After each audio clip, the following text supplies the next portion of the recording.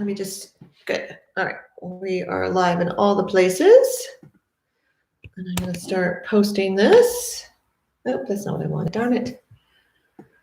Be sure when you join, don't be a voyeur. Let me know where you're watching from. If you have any questions, feel free to post them in the comments. Why is it doing that? Sorry, hang on. One more time. All right, so today, how is everybody? You may hear some crying in the background because my grandson is visiting. I'm very excited about that with my daughter. Aggression in Dogs. Let's get this link. Oh, I know why, because I wasn't hitting copy. Okay, let's see if we got it now. And their dog is visiting, Zoe. So she's in the background barking because Amy just got home with the other dogs. So that's not what I want to do. I'm all discombobulated this morning. I'm multitasking in way too many ways. All right, so today we are talking about dog aggression or aggression in dogs, whatever you want. No, because it's more and more common, more and more prevalent. We see a lot of dog aggression or aggression in dogs in our business. Rarely will your dog have simply one issue. Rarely will your dog say, only have resource guarding. Many, many times, it's not just resource guarding. Usually, as I start to talk to people, I'll find out, oh, well, they resource guard, but they also steal things, and then they guard things that they steal, and they guard space. Like if he's laying on the couch, I can't get him off the couch. If he's stolen a shoe, I can't get the shoe away. Toys, whatever, right? There's resource guarding, and then there's lots of different aspects of that. Or they're also reactive if they're resource guarding. Or they also have a stranger danger and they resource guard, right? It's not just one thing. There's multiple things that are generally happening with our dogs. And so before I forget, and for anybody that's just getting on early, next Tuesday, March 23rd, is our last webinar in the series that we were doing. It's aggression in dogs. It's going to be all about dog aggression. And I'm going to bring a different perspective to it next week that we're going to start to talk about a little bit about today, in that y'all want to fix it. Y'all want tips and tricks. And when I went back to our Help for You and Your Dog's aggression page, people have to answer 3 questions. What are they looking to get out of that page? And I'm live on that page too. So you guys are here. And as I was reading through them last night, not all of them, there's hundreds of people on there, but some people were like, I want some tips and tricks to fix my dog's aggression. Or then there is no tips and tricks. Like if you're looking for tips and tricks, you're not in the right place. Having a dog with any kind of aggression, whether it's dog-to-dog aggression, whether it's reactivity on leash, whether it's inter-dog aggression, meaning you have dogs within your home that are fighting. Maybe your dog is fighting with your cats or wants to kill your cats. Maybe you have resource guarding. Maybe you have stranger danger. It's a journey. It is a lifelong journey. And I'm going to tell you something that probably most people don't want to tell you. And I will also tell you the same thing that you probably don't want to hear, which is many times aggression is not fixable. A lot of people will say, oh, I just want to be able to enjoy a nice walk with my dog and not have to, deal with all this barking and lunging. Or I just want to have people over to my house without all the, without being worried the dog is going to bite somebody. You know all the things, right? Because you've said them all, you've wished them all, you've thought them all.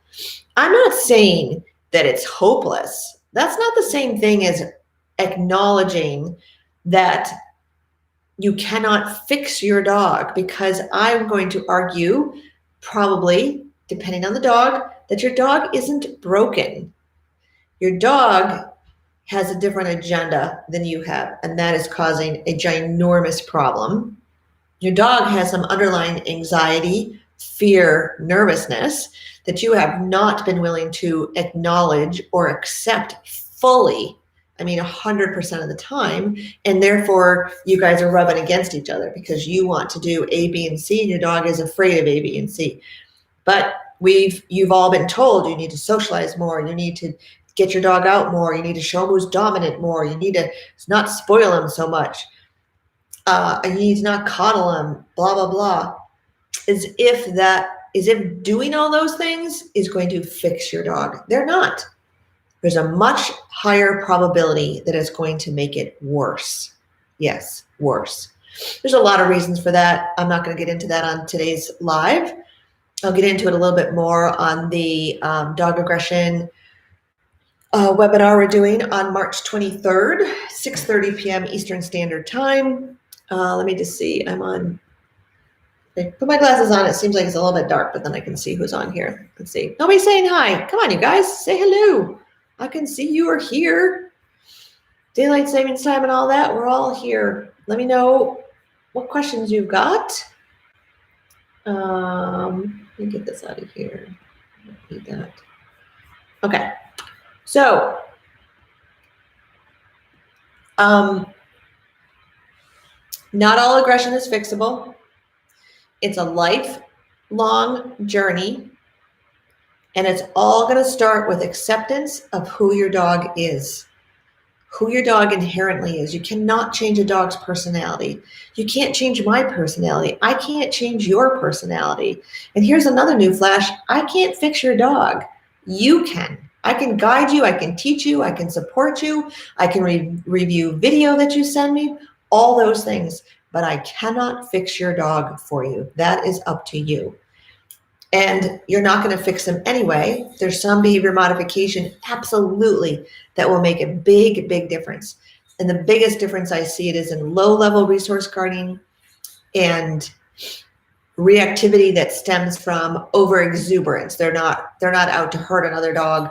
They're just crazy on the leash when they see another dog because they're so excited about the dog. Those two things with behavior modification can be fixed or modified very quickly if you know counter conditioning and desensitizing. Absolutely.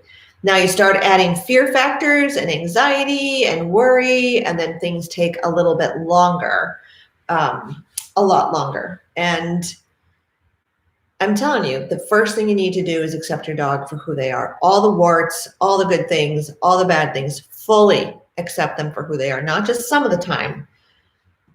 And acknowledge that, hey,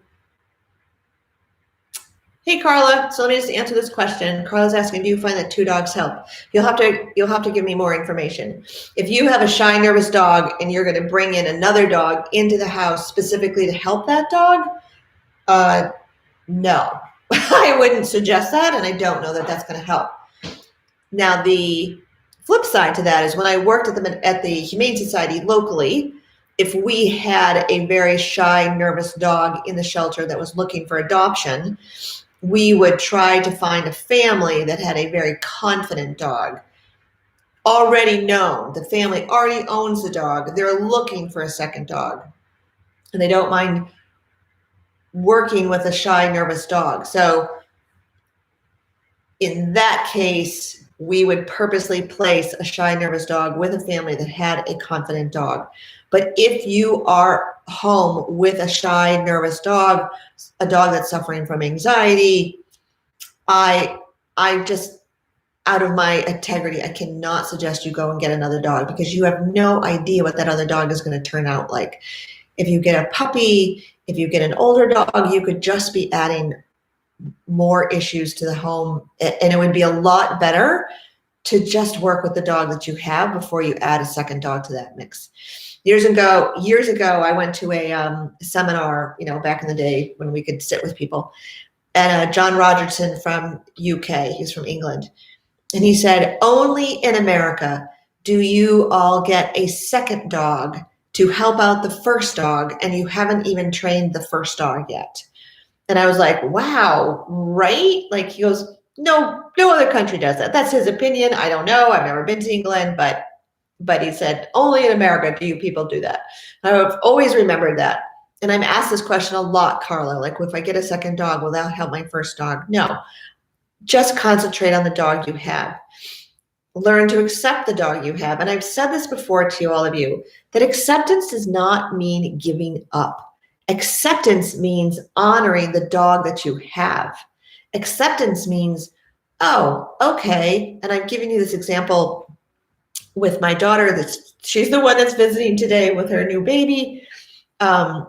Rachel likes a lot of headlines. She likes to know what the plan is and to spring things on her. She's not a real fan, and not particularly as a child was not a fan. So simple things, like if I went to the playground with her, we're having a great time, I'd have to specifically say, Rachel, in about 10 minutes, we're going to leave. Now, depending on her age, she may not know that what 10 minutes is, right? But it doesn't matter. She already had in her head, oh, we're going to leave. Okay, well, I want to go on the slide a few more times, or I want to go on the swings a few more times. Okay, well, let's do all those things. Okay, Rachel, in about 5 minutes, it's going to be time to leave. Or then, it's time to leave, or I'm starting to pack up things, or however it works. But she needed those headlines.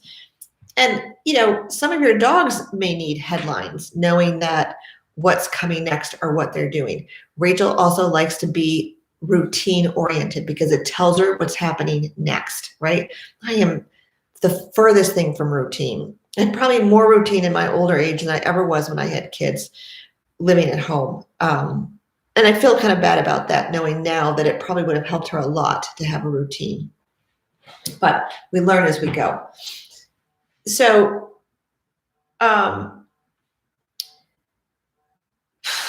can't fix your dog, only you can. A lot of aggression is not fixable. It's a long journey, and it starts with you, because your dog is not going to change their behavior unless you do. And these are not new topics to you guys. If you've been listening to any of my lives, reading any of my emails, seeing anything that we put out there, we can't blame you. Like, it is not my belief, and I've got lots of history behind that, that you guys are to blame for your dog's aggressive tendencies. They are who they are. They came to you like that, right? You can't change their personality. We can do some behavior modification. You can do some acceptance, which means you might change where you walk them, what time you walk them. You might not walk them. Maybe you'll do in-home training. Maybe you'll do nose work. But there's a lot of things. There's a lot of options. There's a lot of things. All right, so if you want to dive deeper into this aggression, I will tell you that it's not tomorrow, but it's March 23rd. I've posted the link in these comments. There will be a webinar all about dog aggression. And we're going to take a look at things from the dog's perspective, because we tend to look at it from our perspective all the time. But let's take a look at things from the dog's perspective and see what they're asking for by their aggressive behavior. What do they need by their aggressive behavior? Yes. And what is it getting them? Because they're not just doing it randomly. There's a purpose for it. And what is that purpose? Okay, guys, short and sweet today. I'm out. Good to see you. I don't see any more questions. Hey, Judy, let us know if you want any help with your dog introductions. I think Amy sent you an email about that. Okay, I am going to start signing off. See y'all next Monday, and hopefully I will see you on our webinar, which is March 23rd.